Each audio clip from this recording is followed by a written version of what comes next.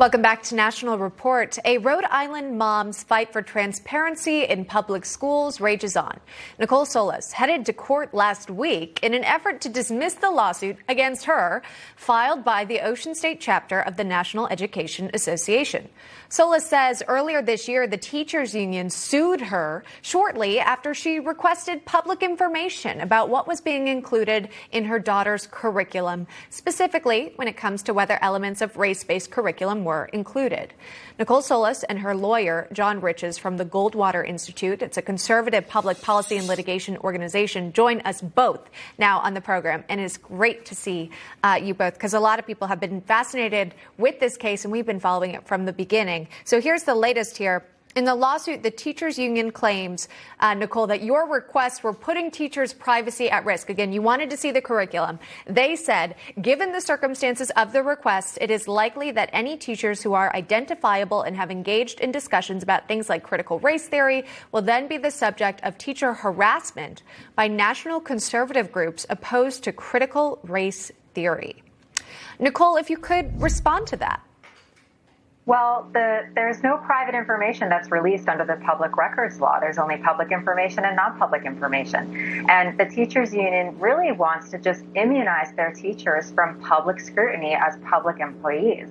So it is not an actual legally sound argument that you can prevent the disclosure of public records simply because you're afraid your teachers will be criticized.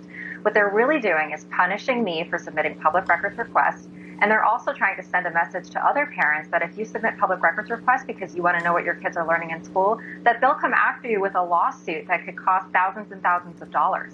And, I just can't let that happen without a fight. And that's what's playing out in real time. Again, if we look at your original petition, you just asked to look at the coursework being taught in your daughter's school. You were asking for all lesson plans in which the concept of whiteness as a social construct is discussed, and at all grade levels and lesson plans of the approval process there.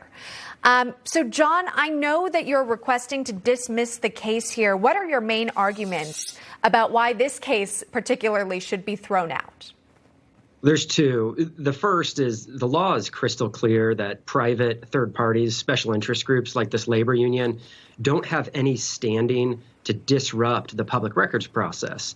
You have a records requester and you have the government agency that responds, and it's the government agency that's charged with releasing records or withholding them. Private third parties have no standing to disrupt the public's right to know what our government is up to. And the second, under Rhode Island's anti-SLAPP law, this interferes with Nicole's right to learn about what her government is up to talk about that. So it's also an anti-SLAPP violation, which is a strategic lawsuit against public participation. By having sued Nicole, the union is interfering with her rights, and that's illegal in Rhode Island. Yeah, private citizen just trying to figure out, again, what's being taught at the public school. The media reports are that a judge is expected to announce her ruling sometime before December 20th. John, how hopeful are you that the judge would agree with your conclusions?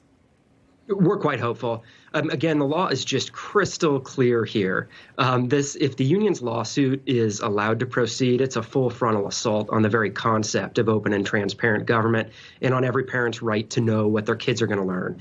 And Rhode Island law is clear. They have no basis to bring this lawsuit. It's legally baseless, and we're very hopeful the court's going to find that. Nicole, if we could just end on this note here, your message to concerned parents like yourself who've now been facing major challenges when it comes to accessing curriculum. The fact that you yourself are being sued, what would you tell parents who might have concerns about a similar fate? Parents have an absolute right to request public information about what their kids are learning in school. There's no reason to be afraid of the teachers union because their bullying tactics will fail, and my case will show that in court. Even if we don't win at this level, we're going to continue fighting it because this is a matter of open government, it's a matter of public education, and it's a matter of civil rights. Our civil rights as American citizens are not conditioned on a special interest group to harass you with litigation. All right. Just a fascinating case. We will continue to follow that right here on Newsmax. Nicole Solas and John Riches, thank you both for your time this morning. We appreciate it.